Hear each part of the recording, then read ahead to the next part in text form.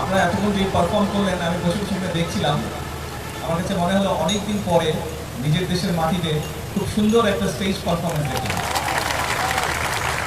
এবং আমি বসে বসে চিন্তা করছিলাম এরপরে কোনো রাষ্ট্রীয় অনুষ্ঠানে আমি স্বরাষ্ট্রমন্ত্রী সাহেবকে অনুরোধ করব, এখানে কালচারাল মিনিস্ট্রি নেই, আমি সেটা বলে দিব যাতে আনসার বিটিপি আপনারা যারা সাংস্কৃতিক দল আপনাদেরকে যাতে সুযোগ দেওয়া হয়। এবং